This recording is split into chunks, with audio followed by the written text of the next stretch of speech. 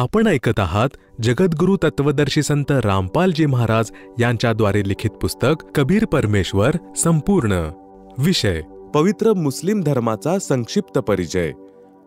दुसऱ्या दिवशी पूज्य कबीर परमेश्वरजी राजदरबारात पोहोचले. काशीचा राजा बीरदेव सिंह बघेल आणि दिल्लीचा बादशाह सिकंदर लोधी यांनी दंडवत प्रणाम म्हणजे जमिनीवर लांब पडून केला आणि कबीर देवजी यांना आसनावर बसवले आणि स्वतः जमिनीवर टाकलेल्या गालिच्यावर विराजमान झाले. बादशाह सिकंदरने प्रार्थना केली की हे परवरदिगार, माझा रोग ना हिंदू संतांनी बरा केला, ना मुस्लिम पीर, काझी किंवा मुल्ला यांनी.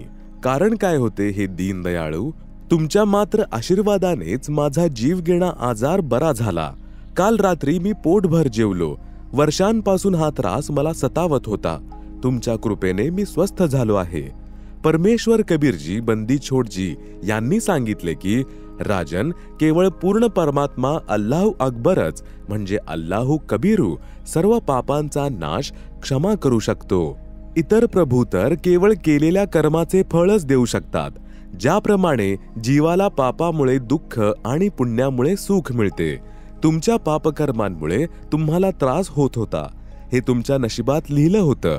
हे इतर कोणत्याही देवाकडून ठीक झाले नसते, कारण पापनाशक म्हणजे क्षमा करणारे पूर्ण परमात्मा कबीर देव किंवा अल्लाहू अकबर म्हणजे अल्लाहू कबीरू यांचे वास्तविक ज्ञान आणि भक्तिविधीला नाही हिंदू संत गुरुजन जाणतात, नाही मुसलमान पीर, काझी किंवा मुल्ला परिचित आहेत.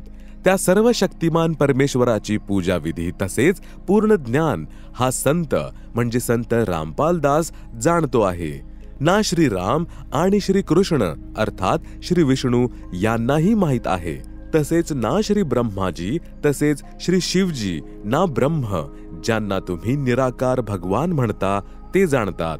ना हजरत मोहम्मद जाणत होते, नाही त्या इतर मुसलमान पीर व काझी तथा मुल्लाही जाणतात.